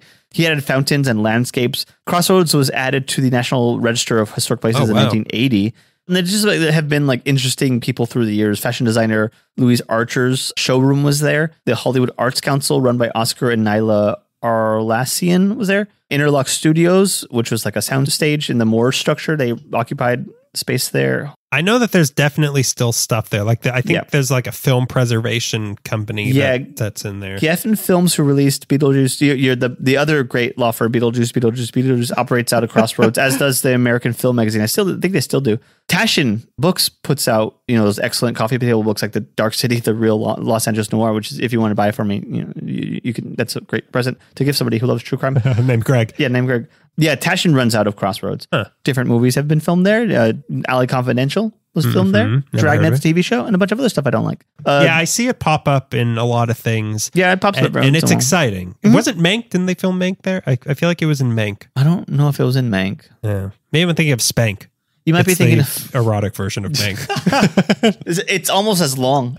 Oh, yeah, it is. And it also has to do with... It's almost as hard, too. It also has to do with understanding politics and movies in a different way. Disney's MGM Studios theme park in Orlando replicated the Crossroads Tower for their own park over there. Okay. I think we have that. Do we have that here, too? No, maybe not. Maybe I'm thinking of... They have a tall structure there, but it might be... All I know is Whoopi Goldberg narrating my flight across California. In January 2019, LA City Council approved a project to revamp the Crossroads of the world in a move to revitalize the district. So we're hoping Crossroads might get some love in form of money, and space will be part. A lot of stuff has had a resurgence in the last 10 years. A lot of stuff has been destroyed wholesale, and we thought that reputation could save it, and it couldn't. And Mr. Tempo will take over the pig and whistle, and we have to look at that all the time. It seems like there's also in the works, it's kind of in the air that they might incorporate low-income high-rise into the structure at Crossroads. That'd be interesting. Which I'm not against affordable housing. I'm not. Oh, yeah. Famously, you are, right? Against affordable housing near me where I live. Not in your backyard. You've always said this. I always say that. And I'm so proud of my backyard, which is the whole city. The whole city, yeah. I like affordable housing. I like it. I'm okay with it being in my area. But I don't like the idea of reworking historic Los Angeles around something like that. It can be done. If you don't it's completely, it's like, I'm trying to think of a similar thing, but I know that there are places where it's like, this building here is from the 1800s and this around it is an 800-story housing complex, but you can still visit I know there's a way to do it with class and thought. Maybe if you put Mr. Tempo's his mascot, Mr. Tempo himself, on the side of it. Yeah. You put Mr. Tempo. Whatever took over Meltdown. Was going to take over Pacific Dining Car, which is going to be like a Taco Bell. It's all Mr. Tempo. It's all Mr. Tempo. You're right. If there's class and thought behind it, I think it can work out. But I feel like lately there's been very little of both those things. But Greg, you've seen Mr. Tempo, right? It's Mr. Tempo. Oh, excuse me. You went to Pig and Whistle all the time. I love, especially their back room. Well, you can run into any one of the actors from Silicon Valley. You take your pick. Yeah. So that's Crossroads of the World. Yeah, I would that because it's kind of near where Amoeba used to be, right? Yeah. So that would have been a great thing if that was a functional and Amoeba was still there and the ArcLight was still there. Unfortunately, all these things are gone. All these things are gone. The Egyptian is a weird mutant thing. Well, we'll see in 2 weeks. The Egyptian is rising like a mummy in 2 weeks, but it's not like it was before. But that would have been. I hope something is done with it because I'd like to go there. Yeah, I'd like to go there too. And I could see it being really nice if there's a very simple way to make that work. And I feel like they're going to ruin it. The city has not been it's simple, smart. So they have to screw it up. Yeah, exactly. I mean, with Mr. Tempo in charge.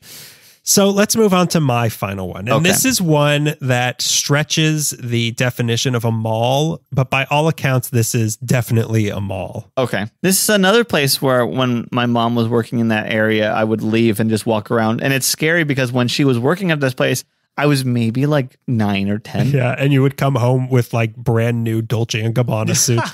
Mama, I put it on your charge card. I remembered the 3 numbers on the back of the card and then let me walk away with it. They never question a 9-year-old boy. But it's actually, I'm the kid from The Orphan and I'm 41 and I want to kill somebody. Spoiler. Oh no. So spoiler for The Orphan. I was about to tell everyone how The Orphan ends. Okay, so let's get to our final mall. Rodeo, oh Rodeo, wherefore art thou, Rodeo? God. Oh, Randy, little girl, I'll tell you wherefore. But for this, we have to dig deep back into that familiar old setting. Fade in on a sleepy Pueblo town. My God. 10 years in, we're still fading in on a sleepy Pueblo town. And then a little earlier than that. So way back in the Keach days, the area around what is now La Cienega Park was an important and maybe holy site because it was a source of water and also food. So this was an important... How big was their apple store? It was just a tree. Yeah, there wasn't so much of a store. I mean, you could just take You apples. just take it. Yeah, the commerce wasn't big. It's just like don't like waste them. I mean, you had to wait at the Genius Bar for a while, but you could get an apple eventually. My apple has a worm in it, and you'd have to wait for like 6 hours for them to try to fix it. I think I got them out. Oh no, I split them in two. Now it's 2 worms. And then the Gaspar de Portola hit. He and the Spanish came by on August 13th, 1769, and the best name that he could translate what the Keach called this area, which in their language meant the gathering of the waters, because that's where they would gather their water. Right. In Spanish, they translated to El Rodeo de las Aguas. Oh, wow. And then came all the rest of the Spanish who were then pushed out by the Mexicans. Insert your own images of tragedy and injustice for all of this. And then we come to the year 1838. This was when the Mexican government gave this swath of land that covered pretty much Beverly Hills and West Hollywood to a widow named Doña Maria Rita Valdez de Villa, who mostly kept the Spanish name of the area and called her land Rancho Rodeo de las Aguas. Okay. In 1854, she had had enough of the place, so she sold it to 2 Americans named Henry Hancock, father of the guy who Hancock Park is named after, and Benjamin D. Wilson, father of the volleyball from Castaway. A Nepo baby, if I've ever, a Nepo Bally, if I've ever seen one. When you sleep with a bocce ball, your son becomes out as a volleyball. Sleep with a bocce ball is also a threat in Sicily. He's sleeping with the bocce balls. So the price for all of Beverly Hills and West Hollywood, $4,000. Wow. That's how much these we guys checked got it inflation. for. It was actually, it only cost $2,000 Yeah, back it was then. they paid cheaper. She paid them to take it. So they sold it in 1868 to an Edward Preuss, who planned to turn the entire area into a German colony named Santa Maria. What year was this? 1868. They were still bad. There's never quite been, I mean, now is like the best they've ever been. Yeah. And that's not that much. So that never quite materialized. So to make money, he turned the land into the closest thing you can get to a colony of Germans, a field of lima beans. So all of this was lima beans. Then he got sick of the land. So in 1882, he sold it to 2 guys named Henry Hamill and Charles Denker, who I think we've talked about Charles Denker before. It sounds familiar. Yeah, it does, doesn't it? Yeah. Maybe it was just some dank memes we were talking about. Were we talking about dank memes? I feel like we're mostly talking about dank memes now. Yeah. Spider-Man. Yeah, the Spider-Man one, the Yeah. one where the kid's crying, all of them. Yeah, the Patton Oswalt fist guy. Yeah, that was like 20 years ago. Yeah. Yeah, that was a good meme. That was a dank meme. We peaked. Sorry. You know, it was the dank levels are off the charts. This one is positively dank. So these guys intended to turn this area into a planned neighborhood with a North African theme called Morocco. Okay. This was going to be called Morocco, and it sounds like it was kind of going to be like what they tried to build in Woodland Hills, where it was like minarets and things like that. Oh, right, yeah. It was kind of like the German colony, but you can bet no actual Moroccans would have been allowed in there. And then the economic collapse of 1888 hit, which was a thing. And then the less Great Depression hit. It was just depression. It was just depression, and then we had the Great Depression. This is way worse than the last one. So all these plans were put on hold, and suddenly, instead of being Moroccan, new buy-ins for the land were a knockin'. Around 1900, the land was bought by Burton E. Green and some investors who intended to drill it to hell for oil. Okay. There wasn't much, so now they decided to turn it into a non-themed neighborhood. And for a name, in 1906, he and his wife decided to name it after a place in Massachusetts that they liked, Beverly Farms. So now in 1906, this land was known as Beverly Hills. Okay. And what does Jed get there? Well, I don't want to skip ahead. I mean, this isn't the history of Beverly Hills. So when we really dig into the hardcore history of Beverly Hills, we will get into the Clampett legacy. Jethro, Grandma. I forgot what. And the rest. And the Professor Clampett. Oh my God, what's her name? Not Luann. Peggy Sue. Excuse me for a moment. I must look this up. This is your Chernobog. Yeah. Just feel free to scream out the name of any Clampett when the time comes. So Beverly Hills was now owned by the Rodeo Land and Water Company, still honoring that Spanish translation of the original name.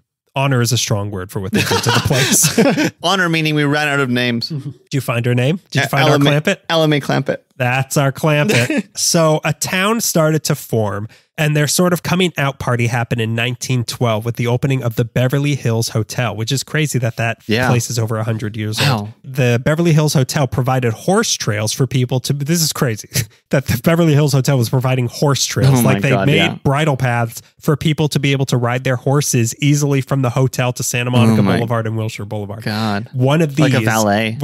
One of these dusty little horse trails along a sleepy little road that was named, again in honor of the area's heritage, Rodeo Drive. Okay. After the original Rodeo de las Aguas. Right. So that's why it's pronounced Rodeo. Yeah. Okay. That's good to know. It still maintains that Spanish flair, even though it's the same word that we say in English. Yeah. I've only seen one episode of douchey actor show Entourage. You could have stopped at douchey. Yeah, and I would have known what you're talking about. There's only one episode I saw, but they have to get money from somebody in like South LA, and the lady calls it like, yeah, well, that's why you're down here on Rodeo Drive. He's like, I thought it was Rodeo. It's like below Pico, it's Rodeo, and above Pico, it's Rodeo. What did Turtle have to say about that? He made a face. He went turtle. He went turtle. I'm thinking of. I think you're thinking of Master of Disguises. Same show. So in 1914, there were 88 people living in Beverly Hills, and Rodeo Drive was just a street. Like there was a gas station, there was like a hardware store. Like it was just a street. Yeah, it's like it sounds like those little areas when you go up like a little canyon or any of those canyons, and you like a cafe and a single stop. And there's still a place that's hitch your horse. Yeah. There were houses on it, and even up until the 50s, people would just ride their horses. The 1950s, people were riding horses down Rodeo Drive. That's crazy. But the 30s was when it started to take on more of a Hollywood flair. When in 1931, the Brown Derby opened at Rodeo and Wilshire and drew in a ton of celebrities. Mm-hmm. And remember the whole Mary Pickford Pick Fair thing. They were the first like celebrities to come in Beverly Hills. So it started becoming like, okay, this is where rich people can get away from disease downtown. Right. So suddenly other people wanted to capitalize on the celebrities coming to the area. And soon after, a place called Mama Vice's Hungarian restaurant opened up at 326 Rodeo, seemingly for their biggest fan, Bela Lugosi, the only Hungarian man in Los Angeles. So this place eventually became Romanov's. Oh, wow. Really? That was the Romanov's building. So then also kind of a Hungarian thing. Then in 1936, Soviet Empire. Yeah, whatever lie he wanted to tell, depending on the day. Yeah. Depending on what meat was going bad that day. So then in 1936, a tiki bar opened called the Tropics at 421 Rodeo, complete with an indoor lagoon. Wow. Eventually, Lana Turner bought this place, and her daughter, who killed Johnny Stampinato, was the hostess at this tiki bar. Oh, that's everything I like. Being seated by a murderer of such a good man. That poor man. What did he ever do? Oh, right. Everything. Who did he hurt? Good boy. In the early 40s came actual stores like Uncle Bernie's Toy Menagerie at 315 Rodeo, which had both a lemonade tree and a lollipop tree. Whoa. Not to mention the student debt relief. Oh, boy. Hey, what am I going to do? The Senate, right? I hope a comet hits Speaker of the House. But the first fashion store came in 1952 when a publicist for Warner Brothers who had been laid off moved his Carroll and Company store to Rodeo and Little Santa Monica. Okay. He opened this men's suit store with the intention of catering to the West Side Hollywood crowd who normally would have had to go all the way downtown to get a suit made. Right. This led to him gathering clients like Gene Kelly, Jack Lemmon, Billy Wilder. So now with this street gaining a celebrity reputation between these restaurants and now this store, even more stores started catering to celebrities, opening like the Anderson Court Shops opened in 1952 at 332 Rodeo, which is kind of like a little mall within this, what is an outdoor mall. Yeah. And that was actually the last building Frank Lloyd Wright ever designed in Los Angeles. Wow, the really? Anderson Court Shops. Oh, wow. So Rodeo Drive at this point definitely had a reputation, but it wasn't what we know it as today just yet. So like I said, people were still riding horses down the street in the 50s. Yeah. And I'm not just talking about Mickey Rooney.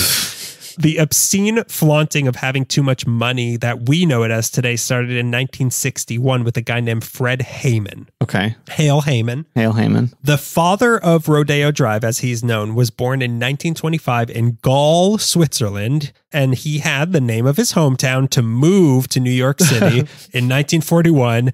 Interesting for a Swiss person to leave Europe in 1941. And he became a chef in New York City. He got a chef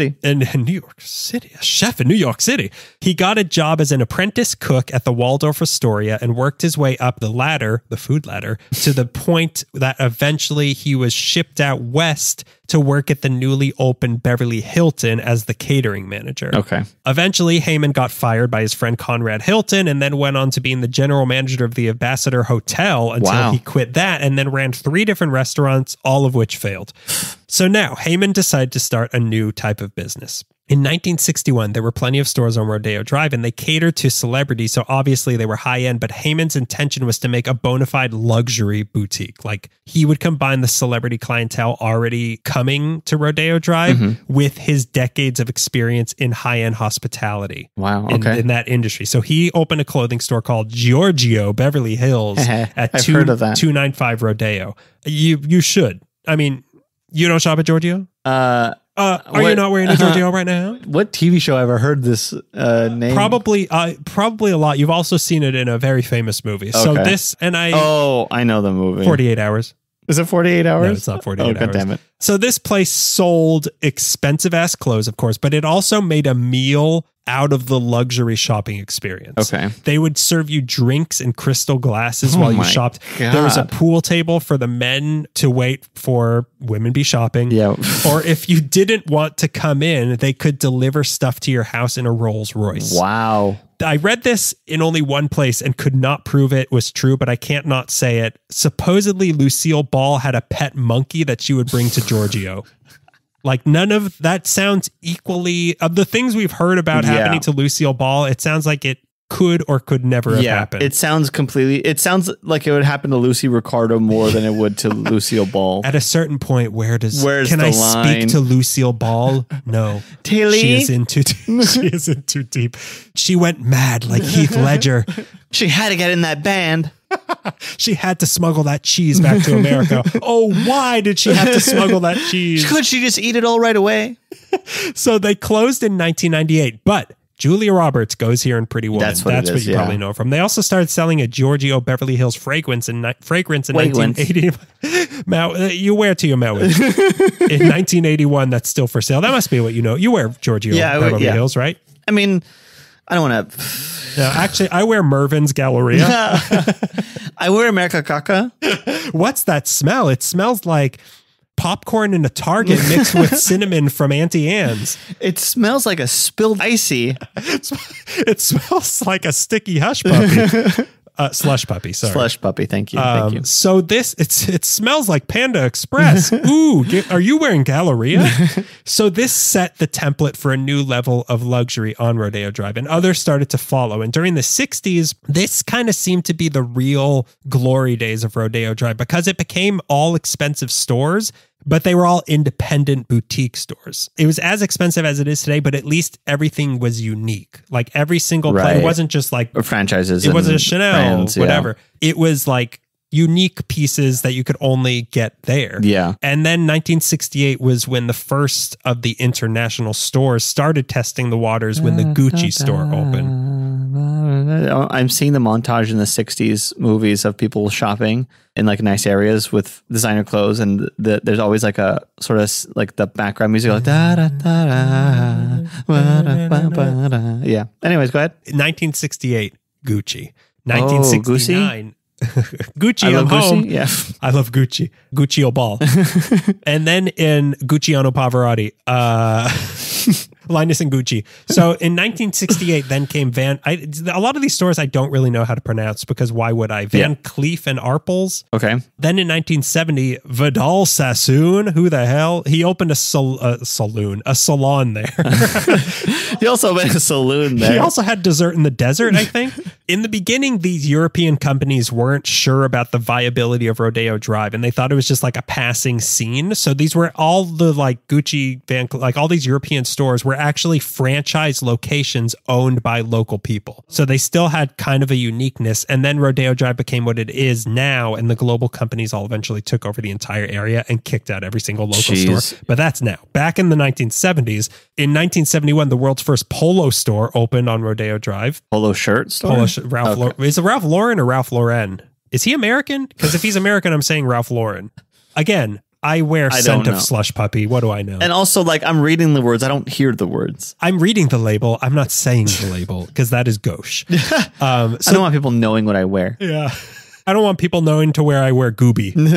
So this was the same year that the Beverly Wilshire Hotel. That's the one that it already existed, but in 1971 it expanded and it started drawing in more international guests, and that really accelerated the takeover of the international stores. Wow. In 1972, Heyman started the Rodeo, which, by the way, Heyman is the name of the villain from Purim, the Jewish holiday of Purim.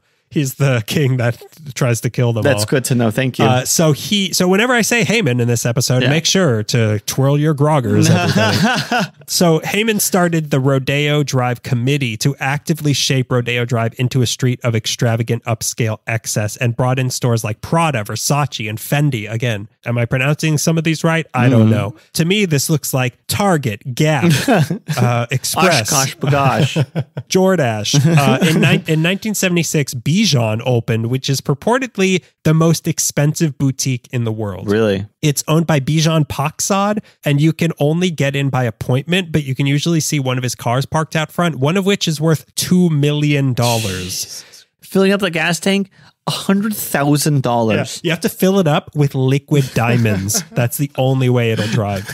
In 1977, stores started offering valet parking, and that's also the year when the marketing campaign started actively promoting Rodeo Drive as not just luxury shopping, but the shopping center of the rich and the famous. So that's when it was like... It fused together. It all came to... I love it when it comes together. And from then through the 80s, things got absolutely outrageous. Yeah. People were going shopping here, and not just one limo, but two limos. One for them, one for the clothes that they would buy. Oh my God. I hate the excess of the 80s is embarrassing. But greed is good. Greg. Didn't you watch the movie with the guy? With the gecko? With the progressive gecko gecko? With the progressive gecko. The State Farm progressive gecko. Starring not one... Uh-oh, Daryl just Greg fell. just spit into his spittoon. Spittoon. The Gordon Gekko movie starring not one, but two Nepo babies. So Gucci had a private second story exclusively for their elite customers who were given a special key to get in. Oh my God. By 1980, Rodeo Drive accounted for 25% of all the sales tax collected in Beverly Hills. Wow. In 1983, the Rodeo Collection opened, which was the little mall, again, the little mall within the greater mall, which is where they filmed Body Double. And at this point, there were now 45 different stores on Rodeo Drive. In 1988, Heyman's success as the king of luxury was so well known that he was hired as fashion coordinator for the Oscars. Wow. In 1989, two Rodeo Drive opened, which is, that's when they got rid of Purgatory. That's that European street, you know? Oh, I do. That's the one that I do walk through, yeah. I really like that street. Yeah. I just love Tiffany. I can't resist. Whenever I pass by Tiffany, I got to get a necklace. I got to get something. Yeah. A ribbon or a bag. Or like a stern warning from the security guard. So that has even more stores in it. So then the 90s were pretty much more the same, but people were listening to Blind Melon. In 2003, they began an $18 million beautification, which is when they apparently first put palm trees, which is weird that they didn't come till 2003. And they also widened the roads. Okay. Yeah, they did. In 2004, they started the Rodeo Walk of Style that has things in the sidewalk for fashion icons. In 2012, the 99-cent store was threatening to open up a location there, which is very funny. Yeah. Threatening. It's $99 per item in there, though. You want this expired toothpaste from Ukraine? $99. So nowadays, there's over 100 stores, most of which are, like I said, these international luxury chains like Versace, Dior, Chanel, Hugo Boss, the Nazi, Dolce & Gabbana, maybe Nazis, Louis Vuitton. So it's still expensive as hell, yes, but the unique soul of it left decades ago. Yeah. Rodeo Drive, as we talk about it, stretches from Wilshire to Santa Monica, but the essence of Rodeo Drive expanded out into the next few streets in either direction also. Yeah. As of 2021, rent in this area was $70 per square foot, making it one of the most expensive streets in America. But if $70 a month for 1 square foot, when can I move in? I don't have much stuff. I just need to lay down. I don't even need to lay down. I just need a place to hang my head at the end of the day. And I need to be surrounded by some of my favorite stores. Dolce & Gabbana, the 99-cent store. Nate Nals. Yeah, so that's Rodeo. I mean, so it really it is just an outdoor mall. Like it's just stores and restaurants. It's pretty much just like a strip. Yeah, it is. And I like I mean, I have never nor I will ever buy anything on Rodeo Drive, but going there, it's kind of like Hollywood and Highland. Yeah. Highland. Hollywood and Highlander. There can be only one intersection. There's two things if you say Beverly Hills to me. There's Ninja and Cop. Right. You're driving down Santa Monica and there's like the long sidewalks and they have like a Beverly Hills sign with the park bench the flowy sidewalk. Yeah. That and then Rodeo Drive is the other thing. Yeah, like Rodeo Drive. Rodeo Drive. When you say Beverly Hills, that's what pops up to me. It's fun to go there. It's fun to pass through. I've never stopped. Nah, you used to say you're lying. Yeah, you used to be a 10-year-old walking through Rodeo Drive. You're crazy. With a Walkman, listening to God knows what. Playing Pokemon Go. Yeah, no, I do like walking around Rodeo Drive. I do not feel comfortable going in any of the stores, but I like to look through the windows. I wonder if after Pretty Woman, all the owners of the stores were like, you better treat me nice. Yeah, you better start treating the customers nice. Or if they were like, yeah, do that more. You never know when some whore is going to come back with a lot of money. And that's when I walk in. Hi, hello. I've got $4 and I'd like to buy a new shoe. Going into every store. Do you have a public bathroom? Wow. No, yeah, it's really a novelty. Like I understand why tourists go there because it is like going to Disneyland or something. It like is. That. It's you're right. It's like just as expensive. It's like going to Groman's Chinese or any other landmarks in the city. Like Rodeo Drive is one of these landmark streets. And you know what? I'll get you a necklace from Tiffany just for saying that. Just for bringing it up. So those are a few malls. Maybe, you know what? Maybe you'll be spending some shopping time this month in these places. Yeah. Maybe Rodeo Drive. Yeah. I could use a new sock that costs $4,000 from Gucci. Yeah, I can use a plain white t-shirt that I heard about in Sheshesh that costs like $530. Let's do it. Why not? But yeah, mall. I mean, obviously, LA has a big mall culture. There's a lot more like the Del Amo Mall that just like there's not really much story at a lot of these places. Yeah. Like they're interesting and cool places, but there's not much to say. And you brought up to me earlier, or I guess Melissa brought up to you, and then you brought it up to me that like Bullock's Wilshire is the department store. Barker's Brothers was also just like it's a beautiful building with like a department store inside. Those are the dogs of the Parker Brothers. Yeah, I almost want to do maybe next year a department store episode. Yeah, and Bullock's and. Hamburger. A hamburger? Yeah, the hamburger department. I thought you wanted me to go get a hamburger for you. If you're busy, if you're not busy. And a hot dog too. Yeah. So we have a listener question. Yeah. Before we get into that, we'll ask you to do one thing this month.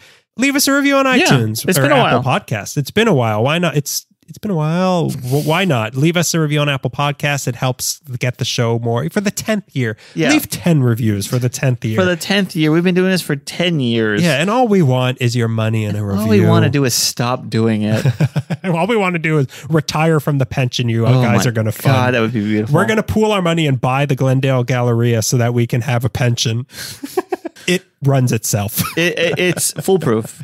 It's literally so simple. So yeah, leave us a review on Apple Podcasts. So now let's get to our listener question. This is from our old pal, our new pal, really, Fred Sprinkle. Oh, hi, Fred. So he asks, which we may have answered before, but it's been a while.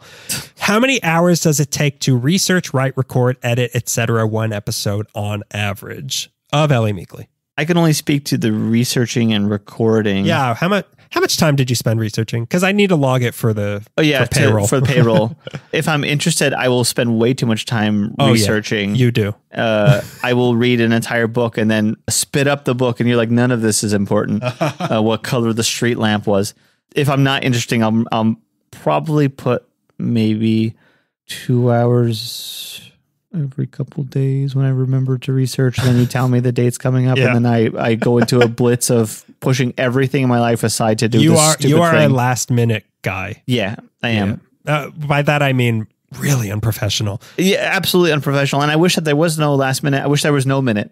The apocalypse clock has run out. But when I really get into the swing of things, I will be like going through newspaper databases and checking out every single book. Which is dangerous mean, because we have only a few weeks to do these. Yeah. And getting that deep into stuff, like I've said before, like I really try to avoid books if I can, because once a book gets involved, that's hours and hours. But for me, depending on the topic, I want to estimate like 6 to 8 hours for research. Yeah. Because these days we get deep, man. So that's just research, 6 to 8 hours. I would say writing takes like 3 hours to type it all up. So we record right now. This recording's a little over 2 hours, and that's kind of normal. And the editing general rule of thumb is like 3 or 4 hours per hour. So this might take like 6 to 8 hours to edit down. But like I was saying with the intros before, I would love to keep doing them, but that took so much time. It took 4 hours to write, to compile it, and then another hour and then recording it, and then the editing, because those got really intensive with sound effects. And like we were I think no, it wasn't the one that with the candy god, but we did one where we were speaking backwards and we had to figure out how to pronounce. We had to basically learn how to pronounce English backwards. So that you had like an app that you would hear it, then we would have to say it. It was called Nata's app. Nata's app, and deal with the Leaved app. That's double backwards. I got it. So that's about how much you can tally up. And that's part of the reason why we would. We'd like to make this a full-time job. So we would love to make this a full-time job. I can just spend my entire day doing it, because it's almost a full-time job at this point. It's a punishing amount of work, and I do the least amount of it, and it's punishing to me. Yeah. Luckily, I like punishment. So yeah, that's our November mall episode. Enjoy your time. Phantom is becoming active and violent, so we got to wrap this up. So enjoy your time shopping for us at the malls this November, specifically Rodeo. Yeah, Rodeo. If they have a Tashin at Rodeo, that big noir book would be great. And enjoy your Thanksgiving. Yeah, enjoy your Thanksgiving. Enjoy your November. We plan to have a bonus thing that is maybe food related coming in a few weeks. So yeah, enjoy November. The weather's going down. The turkeys are going up in temperature. And that's been yet another episode of LA Meekly. Thirsting for Chernobog for 10 years now. Since 10 years. Since 2013. 10 years Chernobog won't return my calls. And he's so ripped. He's so ripped. And I call him every night at midnight. Every Halloween at midnight. That's the pinup I want. Right next to my Rob Lowe. Rob Lowe, Farrah Fawcett, Chernobog. Current Rob Lowe. Yeah. Not even 80s soda pop. I'll take Chernobog from 4 billion years ago, but I'd accept today too. Bye. Bye, everybody.